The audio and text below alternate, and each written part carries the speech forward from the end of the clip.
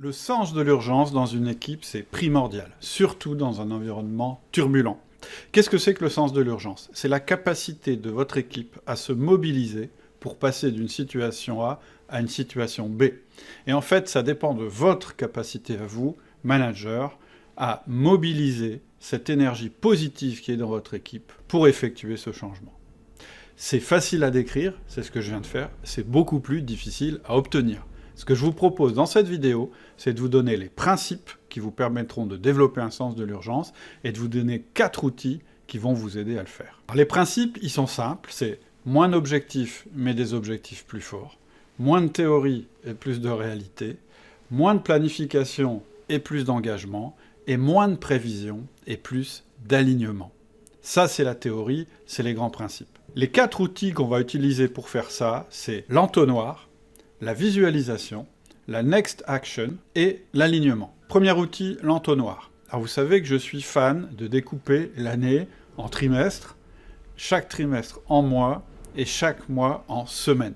Et l'objectif, c'est pas de faire de la planification pour l'année, c'est pour animer mon équipe. C'est-à-dire que chaque trimestre, on va revoir les objectifs, mais on ne les remettra pas en question pendant le trimestre. Chaque mois, on va revoir le plan d'action, mais on ne le remettra pas en question pendant le mois, et chaque semaine, on va se coordonner pour avancer vers nos objectifs. Et à l'intérieur de ça, la méthode de l'entonnoir, c'est la méthode qui dit que plus on avance, plus on se focalise. Par exemple, je vais débuter l'année avec un premier trimestre qui aura 5 objectifs, mais je vais finir l'année avec un dernier trimestre qui n'aura plus que 2 objectifs. Se focaliser, en fait, c'est faire de moins en moins de choses, mais les faire de plus en plus intensément. C'est se spécialiser sur ce qui marche, c'est apprendre à dire non plutôt que de dire oui. Parce qu'au fur et à mesure de l'avancement de l'année, vous allez atteindre des objectifs, et surtout, vous allez apprendre quels sont les objectifs les plus importants. Et donc, vous aurez appris à mieux aller à l'essentiel. Et pour les plans d'action, c'est exactement la même chose.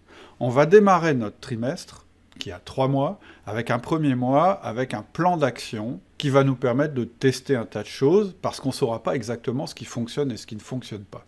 Et au fur et à mesure de l'avancement du trimestre, c'est-à-dire au cours du 2e mois, puis du 3e mois, on va faire de la sélection. C'est-à-dire que dans un premier temps, on va tuer toutes les actions qui ne sont pas reliées directement à un objectif, puis on va tuer toutes les actions qui n'ont pas un effet de levier fort sur cet objectif, et enfin, on va tuer toutes les actions qui sont lente, puisqu'on sera près de la fin du trimestre. En faisant ça, vous allez augmenter votre effet de levier global. C'est-à-dire que progressivement, vous allez vous rapprocher du Graal, qui est le 20-80. C'est-à-dire ne faire que les 20% d'actions qui génèrent 80% des résultats. C'est ce que veut faire tout manager. C'est facile à dire et c'est pas toujours évident à faire.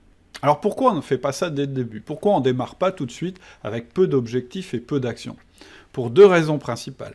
La première raison, c'est quand on démarre, on ne sait pas ce qui va marcher. Donc, au fur et à mesure où on essaye des choses, on fait le tri et on devient de plus en plus efficace. La deuxième raison, c'est simplement une question de motivation. L'être humain, pour se motiver, il doit alterner entre 2 modes. Un mode où il peut tout faire, c'est-à-dire où il réfléchit, où il regarde tous les possibles, où il expérimente tout, et un mode où il est axé sur l'essentiel, sur ce qui va réussir. Cette méthode, elle concilie ces 2 extrêmes, et c'est pour ça qu'elle est extrêmement motivante et très positive par rapport au sens de l'urgence.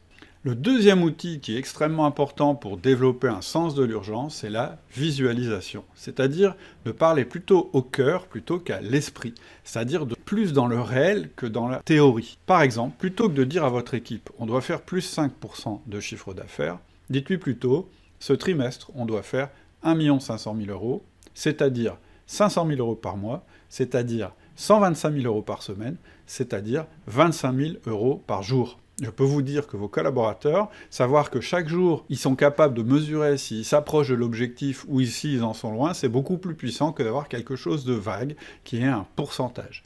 Et donc, il faut qu'ils puissent mesurer chaque jour, par rapport au chiffre d'affaires de la journée, s'ils sont bons ou s'ils sont mauvais. Mais ça, c'est un exemple avec des chiffres. Ensuite, plutôt que de dire « Ah, les clients en ont assez de recevoir des colis abîmés », montrez-leur des photos de colis abîmés, de colis éventrés et de marchandises endommagées parce que les colis n'ont pas été bons.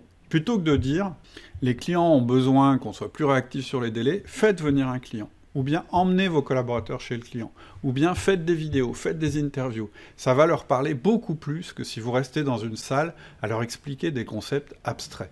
Donc la visualisation, c'est le principe de parler au cœur plutôt qu'à l'esprit et de faire entrer l'extérieur de l'entreprise à l'intérieur de l'entreprise. Et là, je suis sûr que si vous vous creusez la tête, vous allez avoir des idées. Et ce que je vous propose, ces idées, c'est de me les envoyer, je les partagerai sur cette chaîne ou je les partagerai sur le forum. Le quatrième outil, c'est la Next Action. Alors, la Next Action, ça s'oppose à la planification. Vous savez que je ne suis pas un grand fan des séances interminables de planification dans une salle de réunion. Je trouve que c'est pénible, je trouve que ça tue l'énergie, je trouve qu'on passe trop de temps à imaginer tout ce qui ne va pas marcher plutôt que de tenter des choses.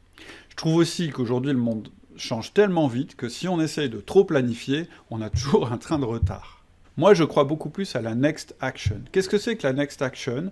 C'est ce que chacun doit faire en sortant de la réunion immédiatement pour approcher l'équipe de son objectif. C'est-à-dire qu'à la fin de la réunion, chacun s'engage vis-à-vis des autres de faire cette action qui va le rapprocher de l'objectif. Et donc on va passer plus de temps à essayer des choses, plus de temps à collaborer pour essayer de faire sauter les obstacles, plus de temps sur le terrain ensemble à essayer de résoudre des choses, et on va apprendre beaucoup de choses. Plutôt que de faire de la théorie en salle, on va se faire de l'expérience sur le terrain, on va avancer et on débriefera la réunion suivante. Je pense que c'est beaucoup plus puissant de faire ça que de faire de la planification.